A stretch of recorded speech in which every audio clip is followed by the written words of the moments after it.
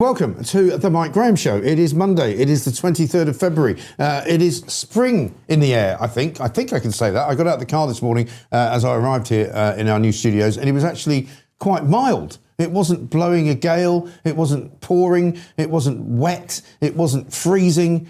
So I wonder whether actually there is some light at the end of the tunnel, some kind of, horizon, which looks something other than completely dark and dingy and bloody horrible. And of course, as if I needed cheering up, which I don't, Emma Woolf is here. Emma, very good morning to you. Good morning, very Mike. happy Monday to you. Great to see you. It does feel a bit spring-like, doesn't it? I was down in the country at the weekend. There's like daffodils popping up. Yeah. There's green shoots. Crocuses, violets. Yes. Do you say crocuses or crocii? Crocuses. I mean, I don't say crocii. Sounds daft. No. Snowdrops and crocuses and violets. Yeah. And it was a bit windy this morning, cycling over London Bridge, right. quite hurricaney. But there is definite light. Yes. As we look out of the studio, it's 7:01, 7:02. It's definitely lighter, isn't it? And it's lighter. So this is the earliest, obviously, that it's sunrise and sunrise. Yes. And it's definitely warmer. So much milder. So much milder. It's going to be 17 degrees, I think, on Wednesday, which is going to be lovely. The sun was out. I came back up from Sussex yesterday. The sun, as soon as I got to the M25, there was blue sky, sun. I had to put sunglasses on. It was amazing. Yeah, I'd literally forgotten. I spoke to my sister in America who was waiting for this big nor'easter snowstorm to come, where they were predicting something like 3 feet of snow. Right? Nor'easter, they called it. And I'm going, and she was laughing. I said, I've actually seen the sun for the first time in about 2 months. And I don't know what it's for. I did think to myself, what is that? What is it for? White orb in the sky. Yeah. It wasn't yellow yet, but it was white, and it was trying to get through the clouds, and it was amazing. Yeah, no, it was good. It was really good. This morning, we've got a whole bunch of stuff to talk about, mostly still on the Royals and on Andrew, isn't it? I mean, it's kind of slightly, I suppose, off to the side because the BAFTAs were last night, which I don't normally like to talk about, but William and Kate were there, and that's made a lot of the front pages because he apparently said he's not in a calm state. Well, they're in this... Why has he said that? Well, exactly. William, he needs to kind of get a stiff upper lip. I'm a bit worried about, you okay, hun? When you look at William and you think, you okay, hun? He's having a bit of a midlife crisis. I know we're never allowed to talk ill of the late Queen, but I do think that William's gone a bit odd. The thing is, they're in a tricky position because they're trying to be very open and sort of they're in touch with mental health. They're the younger generation. So he needs to kind of acknowledge all the wrongdoing, but he also needs to just pretend, like Charles, that nothing's gone wrong and there's nothing going on. So this thing about I'm not in a calm state, what did he mean? I know. And I mean, I've got an uncle who's an absolute wrong-un. Wrong-un, yeah. Because you've got to assume that he will have had a conversation with some aide or other, won't he? Like, what are you going to say? If somebody asks you, how are you? What are you going to say? They would have worked it through, wouldn't they? He should have just said, very, very well, thanks. Yeah, I'm great. Yeah, really, really pleased to be at the BAFTAs. So happy to be at the BAFTAs. Yeah, something like that. Yes. But that's the other thing is that, she was at the rugby on Saturday, and England were woeful, by the way. I was meant to be at that game. Luckily, I didn't. The game got changed, so I went to the England-Wales game a couple of weeks ago. Because they were absolutely useless, slaughtered by Ireland. But she was in the stands, laughing, joking, looking for all the world. Like she didn't have a care in the world. Like she doesn't have, her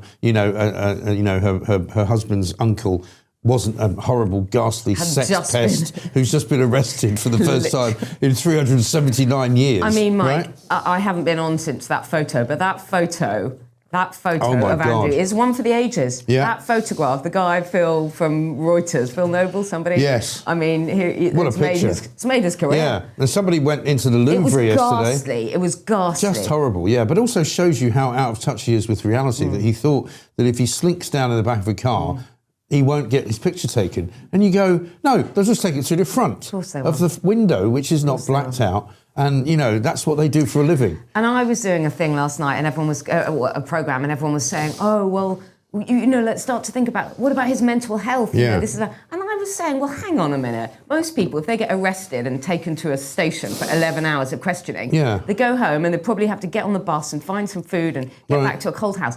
He's gone home. He's got his Met Protection police officers here, there, and I don't actually feel that much sympathy. And I'm told that he still has. He's never been in touch with reality before. Do you know what? I don't really care. He'll be fine. He's going back to a palace, effectively, a small cottage house that you and I are funding on some Sandringham Did you see the size of the Royal Lodge? Because there was an aerial picture of it yesterday being searched by the police. Yeah. It's like a mini palace. I mean, literally, I'm not joking. I think it was 30 rooms. I don't know how many ballrooms, how many bedrooms. living there at, life of Riley, I don't actually feel any sympathy whatsoever for him. Yeah, he's having a dose of reality now. Well, who knew what when? Yeah, exactly. And that's the question I'm going to come to in a minute. But I read a story yesterday, I think it was in the Sunday Times, that said that he has continually, despite the fact that he hasn't really had a role for years in the royal family, he has continued to have 3 members of staff, a footman, a butler and a chef. Yeah.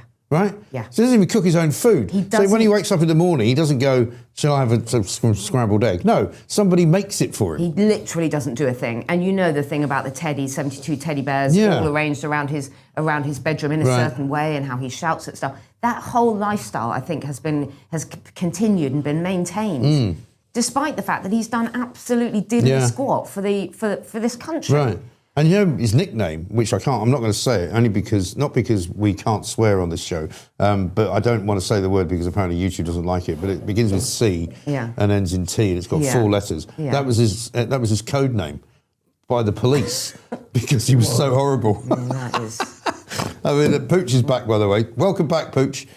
We missed you on Friday. And by the way, for anybody who was watching on Friday, we must apologise. We had a bit of a glitch, which meant that we couldn't talk to anybody and hear them at the same time. The weird thing was that the audience... That's a shame for a show. I know. Talk to them. No, but the audience could hear... What did you do? Mime? No, so the audience could hear... We did a bit of miming. The audience could hear the guests, but we couldn't. Oh, I see. So we just had to not interview them because we couldn't hear what they were saying. Yeah. And at one point, Robert Jobson came on, the royal author, but he came on the phone. He FaceTimed me on the phone, and we just held the phone. And why not? And it was great, actually. I mean, it was a real kind of, what you might call cowboy journalism. But there we are. Stories in here today. Envoy Andrew would arrive late and only talk to young women. That's in the Mail by Jack Hardy. Andrew Mountbatten Windsor annoyed figures around the world and kept such dubious company while acting as trade envoy that Whitehall officials raised concerns. Yeah. We've also now learned that he might have used the Royal Flight and also RAF planes bases to fly around the world shagging, basically. Well, basically, Epstein and Ghislaine Maxwell allegedly arriving into sort of RAF wherever, Norham or whatever, getting cars to Sandringham, I think it was, or to one of the royal palaces. Yeah. Then there were the pictures of Andrew lying across guests at dinners. Yes. On those flights. And then they would fly out of other things. So in other words, flights that were used for sex trafficking young women that were not named on the flight itinerary. Oh, so they wouldn't even, which is against the law, right? And the Times are reporting that some of these evidence of the UK flights have been destroyed. So I think a lot of evidence will not be found. No. I think there will be boxes of stuff. Okay, of course now we have electronic records, but we are going back decades. Yeah. So where will all the evidence be?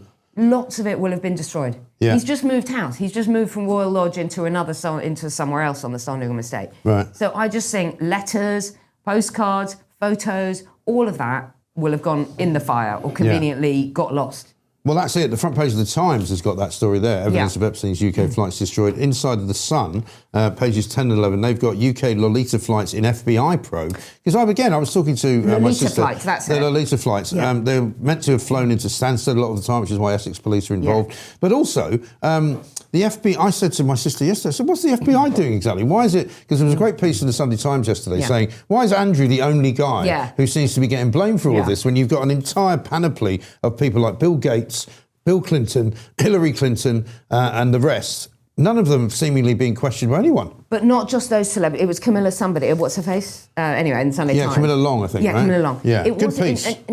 Really good piece. And she was saying it's not just the celebrities. It's all the other men. Yeah. And it was men. It's all the other people who will have benefited from this financially, but also, from sex and whatever with young women. Yes. There were lots of other people that we're not hearing about. Right. But Gordon Brown seems to be calling for a lot of these investigations. I mean, he employed Peter Mandelson, right? I know. He gave him a job, right? I know. What did he think Peter Mandelson was going to be doing? I've got a bit of a beef with Gordon Brown now. Yeah. A few months ago, I would have said, he's about the only politician I still respect. And I'm starting to think, you're remembering a lot of things that you didn't know about or remember. Yeah. Why is he suddenly remembering all this stuff? Yeah, I know. On the Sunday Times yesterday, Sunday Telegraph, he was a big probe about the RAF flights. Yeah.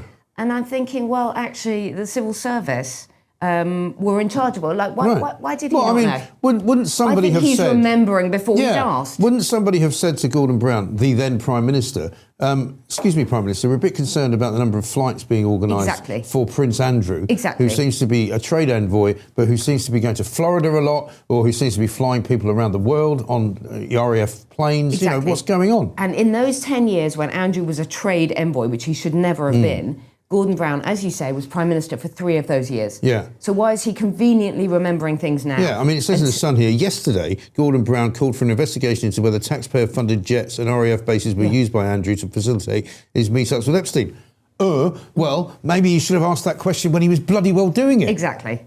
I think it's a bit of how do we say? Arse covering? Rewriting of history. Arse covering? Yeah, absolutely. Arse covering is absolutely right. In advance. Yeah, the FBI is apparently investigating individuals, including Ghislaine Maxwell, who also helped to facilitate the exploitation of minors. See, I find it astonishing that all of this stuff was going on for years, right? We're talking years and years and years, and not one official, not one politician in this country or in America bothered to ask a question about it. Exactly.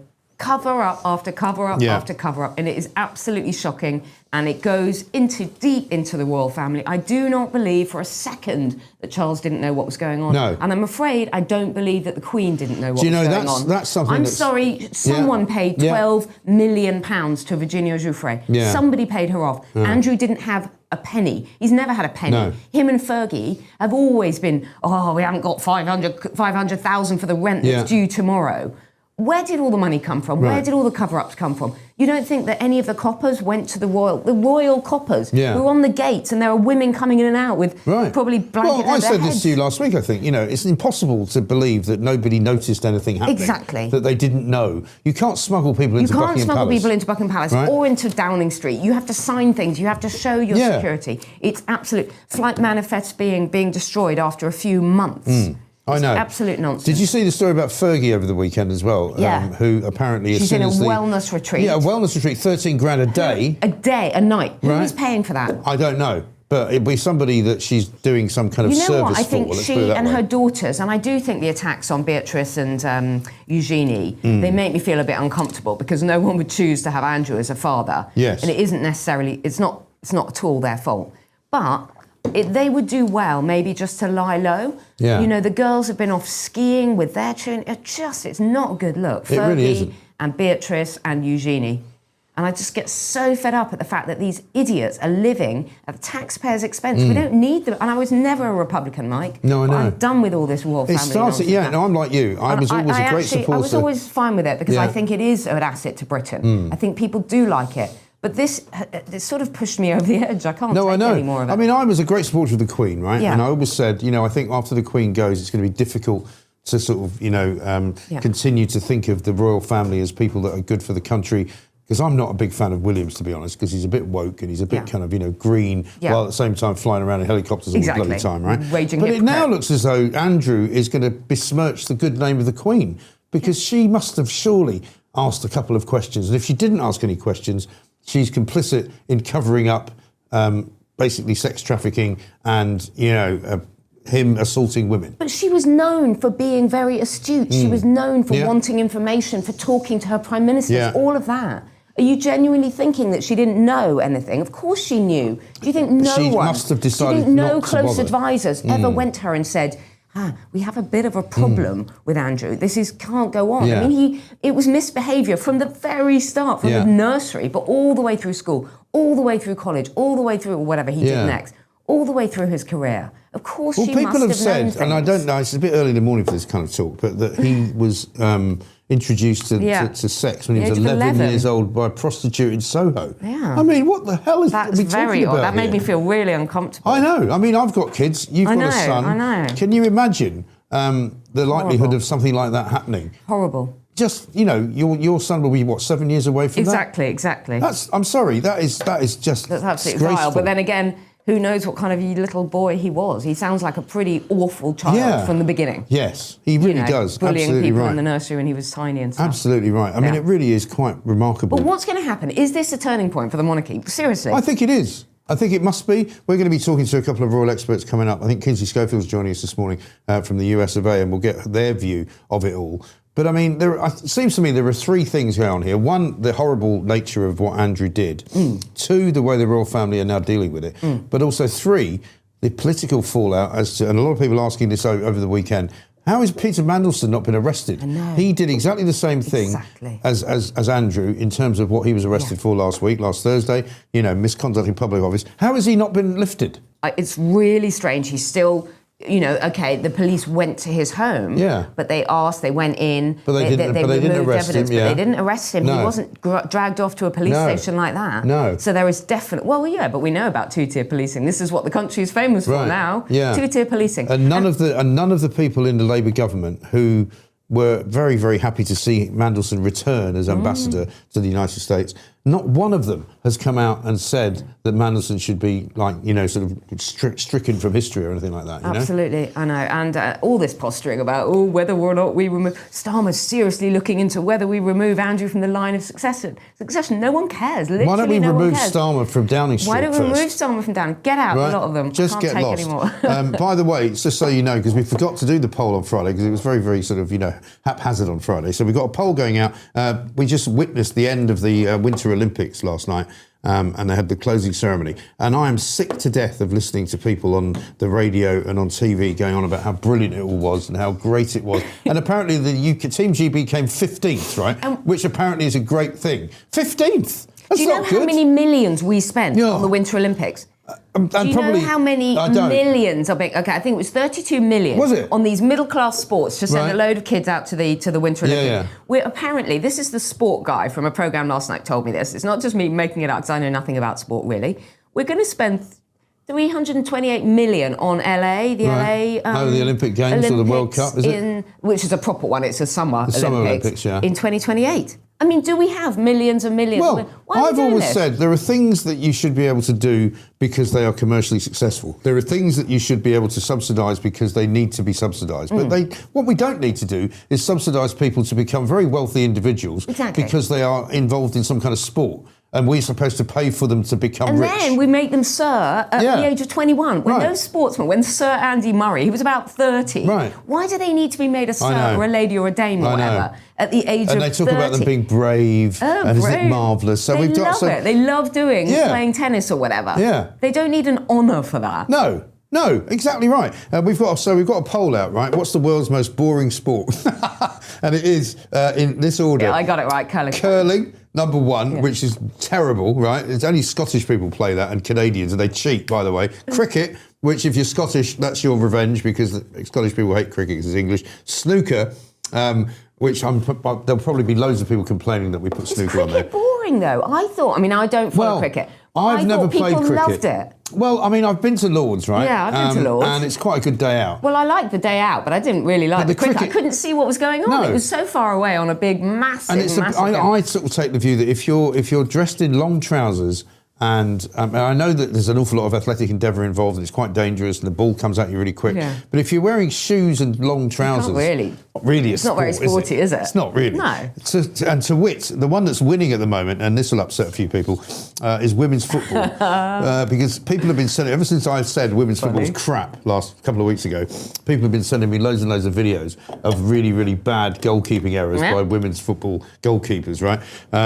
So women's football currently leading at 42%, curling 29%, supporting me, 19% cricket, and only 9% of people think snooker's boring. I think people enjoy snooker, and I think, snooker... I used to play quite a lot of snooker, but again, it's not really a sport. You're dressed in normal clothes. Yeah. It's indoors. Yeah. You've normally got a glass of whiskey. Like darts. I mean, Luke Littler, he's amazing, but he's a big fella. He is. He's not sporty. Well, he's doner kebab special. This is not that much exercise. It's not really, is it? And do they work out a lot mentally? Yeah. Do they do a lot of kind of endurance mental stuff? I'm sure that being able to do anything under pressure is a skill, right? Some people think this is difficult to do. I don't find it difficult, and you don't either because you're brilliant at it. No, just talking in front of a camera, But some people absolutely, freeze and get nervous and, have to take, pills to be able to get through it. I don't find that difficult. So I guess if you're a darts player, and you're in front of a big crowd of people, it could be intimidating. Yeah. But it's still not really a sport. Sorry. What I love about Luke Littler, this is so mean of me. I love the fact that when he became a multi-billionaire and started winning everything, suddenly he had all these young 17, 18-year-old girlfriends around him. Yeah. It's not funny. Do you remember... like the footballers. Who was that Formula One driver who had a girlfriend from Devon, who's now probably old enough to have retired? It's not Lewis Hamilton, but the other British guy. Jenson Button, that's right. Oh, yeah. And I remember the big interview in The Sun with him and his girlfriend from Devon. And she was like, my Jenson, he's been with me since he was 16. She got replaced pretty First time he went to the Monte Carlo for a Formula One race. Surrounded by the grid girls. She was done. And he was like, he had a new girlfriend who was in the Pussycat Dolls or something, or some kind of model. He's gone from supermodel to supermodel. He's definitely traded up. Anyway, listen, Easy Boy says this on the Super Chats. I beg your pardon, Tommy, I'm not having that sort of talk. Emma can handle my cue. I'm sorry, this is it's a family-run show, this is very clean. Easy Boy says, Mike, as Rafe said last week, the Andrew thing is a distraction from the real crap in government. Shine a torch on Starmer.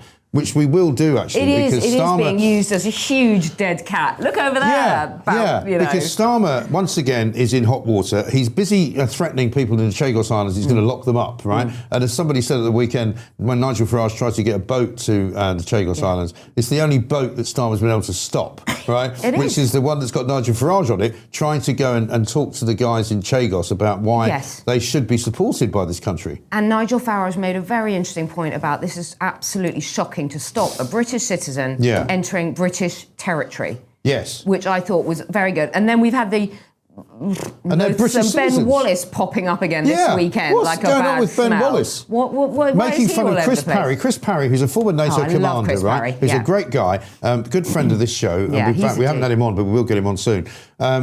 He started insulting Chris Parry, saying he didn't know anything about defence. He was insulting everybody, wasn't he? Yeah, being really chippy. This is not part of the British overseas territory. You can't enter this water. Who are you? And there's even John Rentoul, who's not exactly, a supporter of the Tory government, said to Ben Wallace, he's 120 miles away from Diego Garcia. He's nowhere near the area which is supposedly, militarily Ben Wallace conflicted. was actually factually incorrect on so many fronts. Yeah. And also, didn't he leave government saying he just couldn't take it anymore? It was too much for him. Yeah, and he was asked to run for leader of the Tory party, and he declined under what can only be described as a sort of woolly circumstances. And people said he's got something to hide, he doesn't want to be under scrutiny. I don't know what that thing is, but supposedly... Oh, well, I think you do know, but you seem to be hinting but you probably can't say. I'm not, because I don't know for sure, so I'm not going to say something that I don't know for sure, but certainly there were rumours. And I asked him on Twitter yesterday, why don't you tell us why you didn't run? Why don't you tell us, because he went on about how honesty in polls is really important. I'm like, why don't you be honest about why you didn't run for the leadership? Yeah. You didn't answer, funnily enough. So, who knows? But Starmer has annoyed me this morning because he's on the front page of the Times again, talking about his dead brother.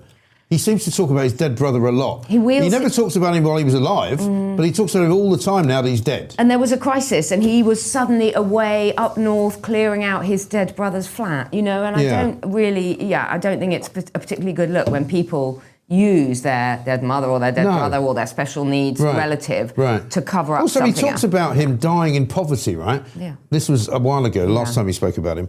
He's a millionaire. Right? If your brother is poor, why are you not giving him money? Why are you not helping him out? He made out that he was had difficulty, learning difficulties, a bit special needs, Well, why are you not paying for somebody to look after him then? That was very, very odd. Right? And we were all meant to feel desperately sympathetic. Of course, one feels sympathy if someone's struggling.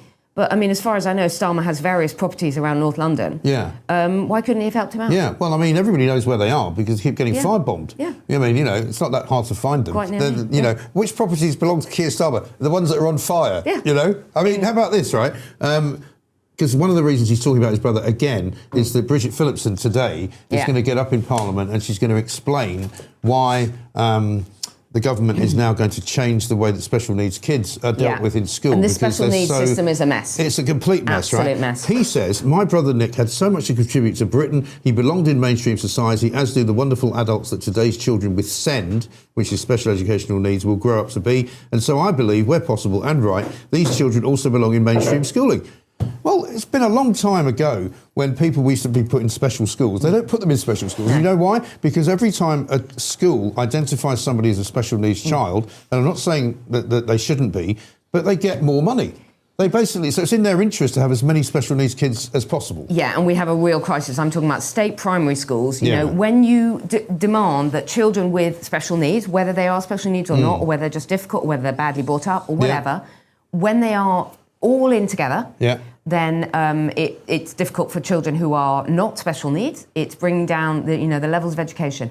Also, there are many people whose children have severe, profound things like autism or ADHD who would really like them to be in special provision. Yeah. So the whole thing is a mess. Trying to get you need a statement to get that money. So it's become, and obviously one's very, very sympathetic. There are children out there who genuinely have different learning styles, who need different things and do have special needs. Yeah. But there are also many, many children, and also, Mike, many children whose now English really isn't their first language at home. That's a major problem. And that's tough for someone, parents who just want their children to be educated, and they're being educated alongside people who are, who do need extra support.